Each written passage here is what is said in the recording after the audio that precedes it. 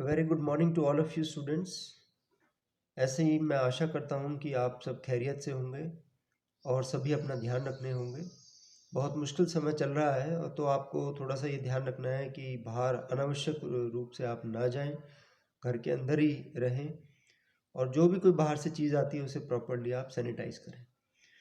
तो देखिए, कल तक जो हम पढ़ रहे थे वो औद्योगिक या तकनीकी क्रांति के कारण पढ़ रहे थे, है ना। वो हमने पूरा कर लिया था।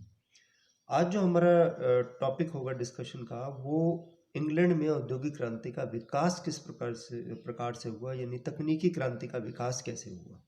औद्योगिक क्रांति और तकनीकी क्रांति मैं यहाँ एक ही शब्द, मतलब एक ही चीज़ मान रहा हूँ कि ये एक ही बात है। तो आप ये जानते हैं कि 18वीं शताब्दी में औद्योगिक क्रांति इंग्लैंड से इसकी शुरुआत हुई थी। औद्योगिक क्रांति से पहले सूत कातने के केवल दो ही साधन थे। एक तो चरखा होता था और एक तकली हुआ करती थी। वो तकली से जो है सूत काता जाता था। दो ही साधन थे।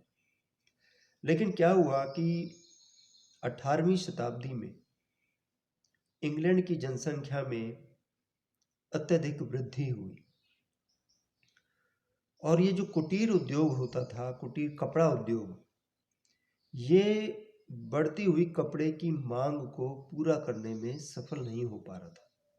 देखिए, हाथ से माल बन रहा था, जनसंख्या बढ़ती जा रही थी, एक तो समय पर जो है माल उपलब्ध नहीं हो पाता था और इतना उपलब्ध नहीं हो पाता था कि गुजारा चल सके।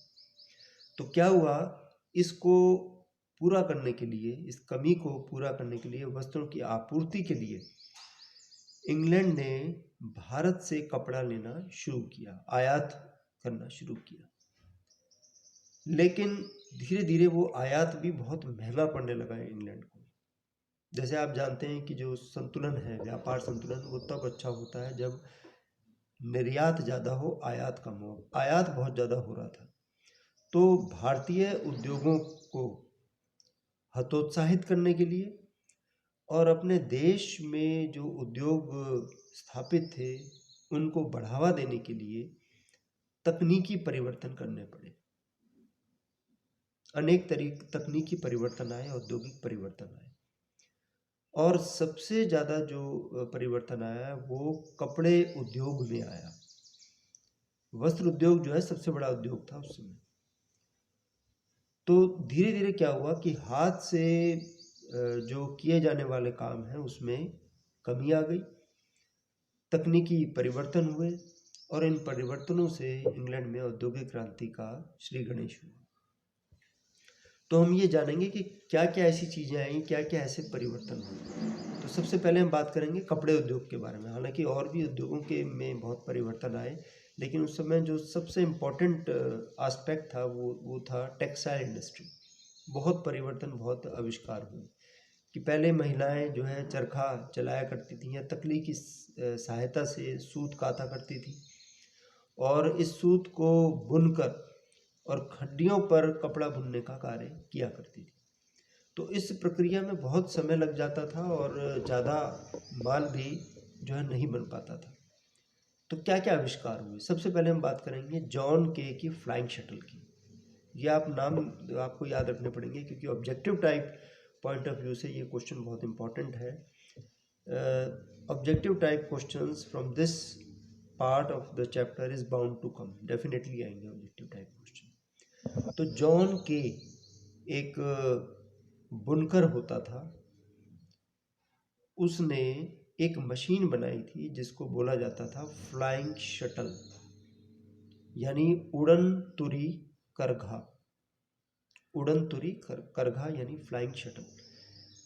देखिए, लकड़ी से बनी ये मशीन बहुत ही तेजी से कपड़ा बुना करती थी। इसकी सहायता से एक दिन में इतना सूत काते जाने लगा जितने कि 10 आदमी एक दिन में जो सूत काता करते थे उसके बराबर एक मशीन ने जो है सूत काटना शुरू कर दिया।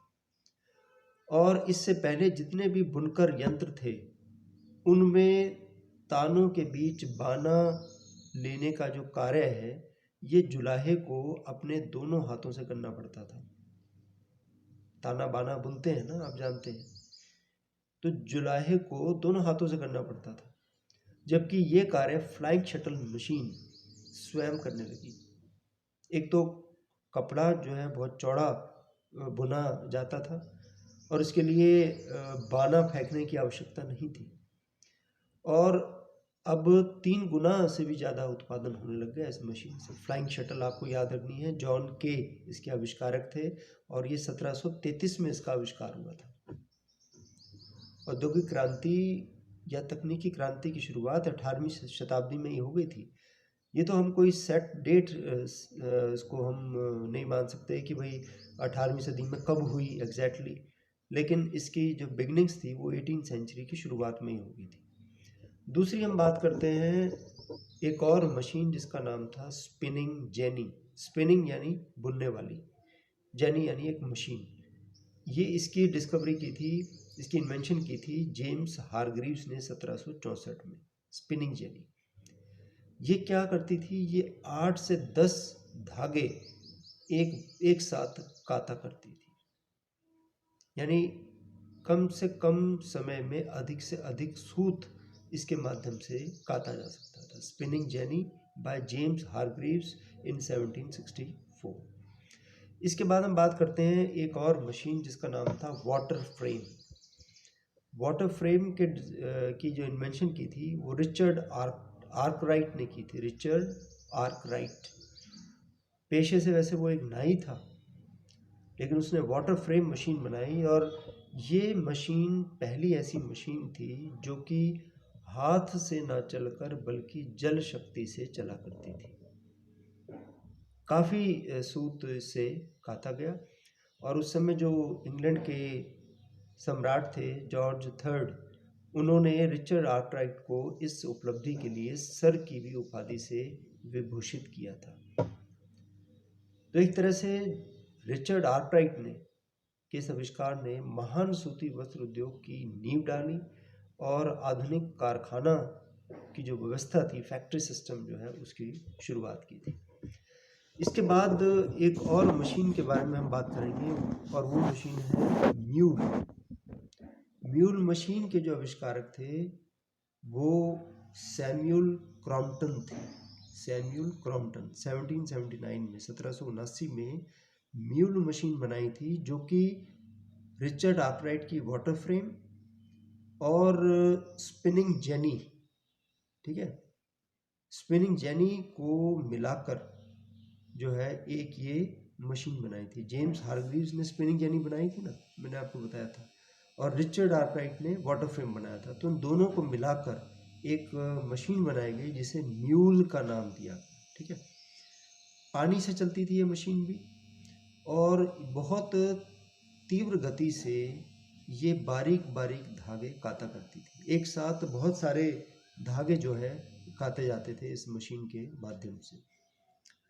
तो इट वाज सैमुअल क्रॉम्पटन्स म्यूल, ठीक है। इसके बाद एक और एक व्यक्ति था जिसका नाम था एडमंड कार्टराइट। एडमंड कार्टराइट ने पावरलूम नामक एक मशीन बनाई, जो कि वाष्प शक्ति और जल शक्ति से चला करती थी, यानी पानी का प्रयोग और भाप का प्रयोग। आप जानते हैं कि स्टीम में भी पावर होती है, स्टीम इंजन होता है, तो इससे भी बहुत तेजी से जो है कपड़ा बुना जाने लगा, काता जाने लगा। इसके बाद हम बात करते हैं, ये बात है 1785 की, एडमंड कार्टराइट पावरलूम की जो मशीन है। इसके बाद एले विटने, एक अमेरिकी निवासी था, एले विटने ने एक कपास ओटने वाली मशीन बनाई थी, और उसका नाम था कॉटन जिन। ये मतलब क्रांतिकारी परिवर्तन था। इससे कपास से बिनौलों को जल्दी से अलग किया गया, और ये 50 मजदूरों का काम करती थी एक बार में, यानी जो काम 50 मजदूर लगा के करने पड़ते थे, ये अकेले ये मशीन जो है ये काम किया करती थी। तो इस मशीन ने तो एक तरह से कपास उद्योग में एक क्रांति सी उत्पन्न कर दी थी। अच्छा ठीक है, कपड़ा तो बना लिया, कई मशीन हमने देख ली, जैसे फ्लाइंग शटल है, स्पिनिंग जेनी है, वाटर फ्रेम है, और म्यूल है, पावर लूम है, कॉटन जिन है, सारी चीज़ें, कपड़ा बन के तैयार हो गया। लेकिन अब उसको कलर कैसे किया जाए?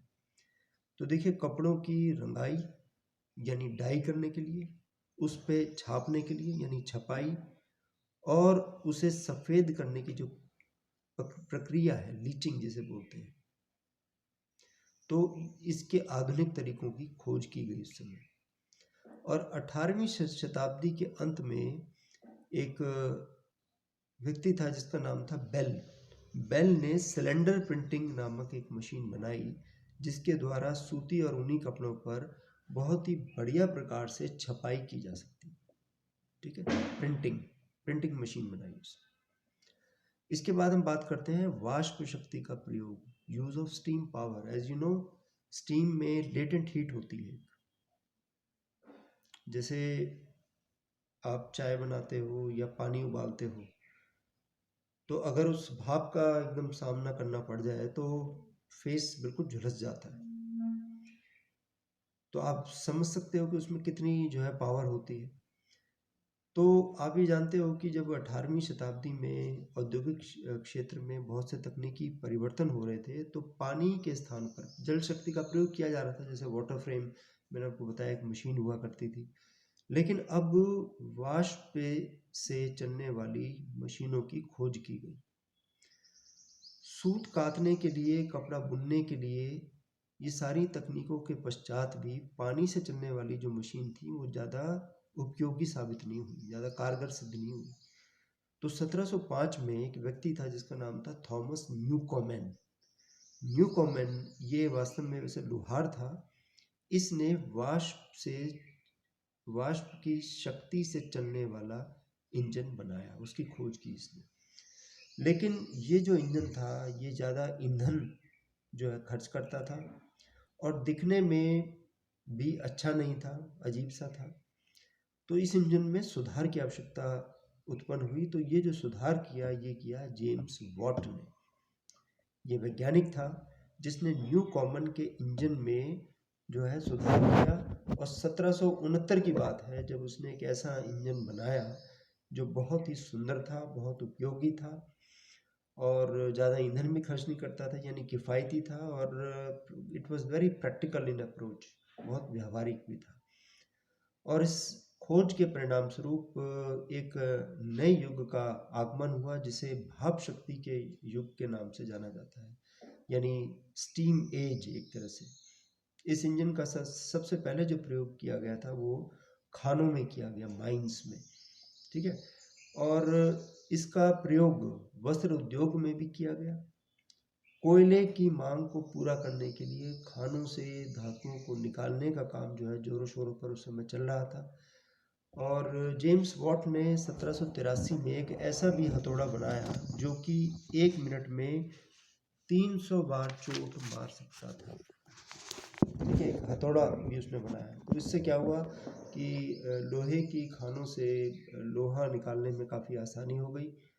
और जो भाप से जो चलने वाली जो मशीनें थी उनका केवल कपड़े उद्योग में नहीं बल्कि अन्य उद्योगों में, लोहे के कारखानों में भी इसका प्रयोग किया जाने लगा। तो ये निश्चित रूप से एक क्रांतिकारी परिवर्तन था उस समय।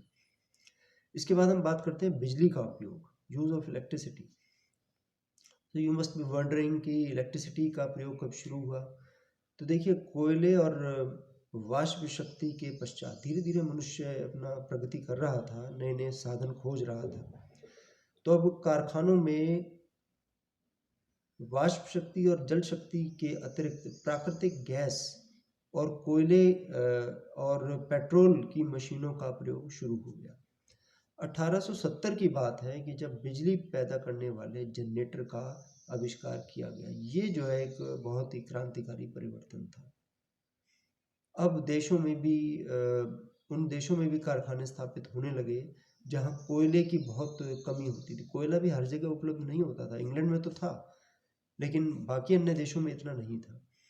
और फिर थॉमस एल्वा एडिसन, आप जानते हैं, उसने बिजली की रोशनी के रूप में जो है एक ये परिवर्तित किया, बिजली को रोशनी के रूप में उसने परिवर्तित किया। तो ये जो प्रयोग है ये न केवल उद्योगों के लिए बल्कि उसने आम जनता को भी दिया। ठीक है ना। तो अभी हम इतना ही डिस्कस करेंगे, बाकी फिर अगली क्लास में।